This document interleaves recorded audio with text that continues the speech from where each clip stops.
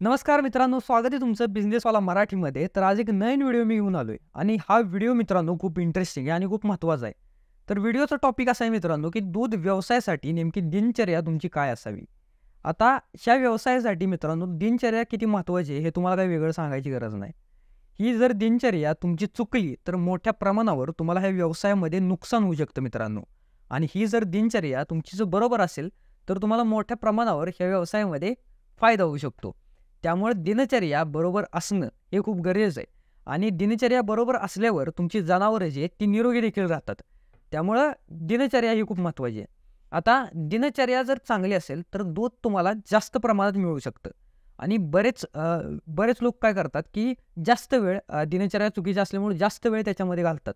त्यामुळं वेळेची बचत देखील तुमची चांगल्या प्रकारे होऊ शकते. आता शेतकऱ्याला ह्याचा मोठ्या प्रमाणावर फायदा होतो. मग दिनचर्या नेमकी कशी असावी किंवा कशाप्रकारे आपण दिवसाची सुरुवात करावी?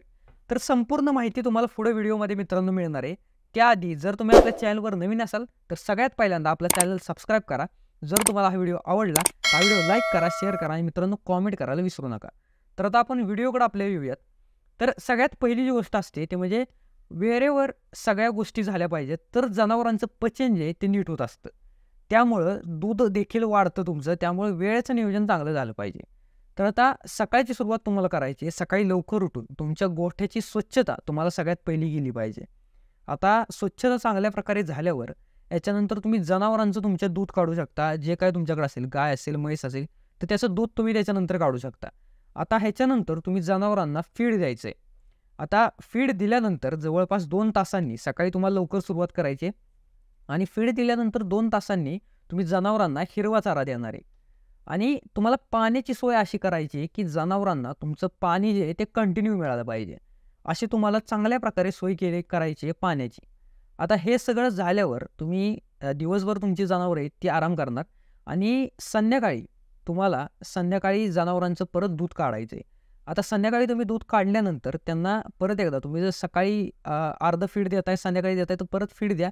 नाहीतर तुम्ही सकाळी जर सगळं फीड देत असाल, त्यानंतर तुम्ही डायरेक्ट मग सुका चारा तुमच्या जनावरांना देऊ शकता.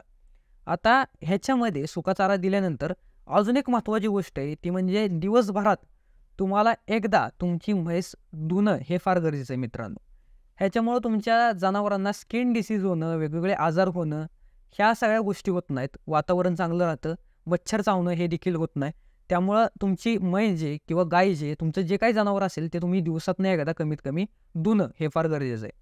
तर दिवसभरात या सगळ्या गोष्टींची काळजी घेणं हे फार गरजेचं आहे. काळजी जर तुम्ही घेतली, तर नक्कीच तुम्हाला चांगल्या प्रकारे या व्यवसायात फायदा होऊ शकतो आणि प्रॉफिट चांगल्या प्रकारे होऊ शकतं. तर कसा वाटला तुम्हाला हा व्हिडिओ कमेंटमध्ये सांगा. जर तुम्हाला हा व्हिडिओ आवडला असेल तर हा व्हिडिओ लाईक करा, शेअर करा आणि जर तुम्ही आपल्या चॅनलवर नवीन असाल तर आपलं चॅनल सबस्क्राईब करा. धन्यवाद.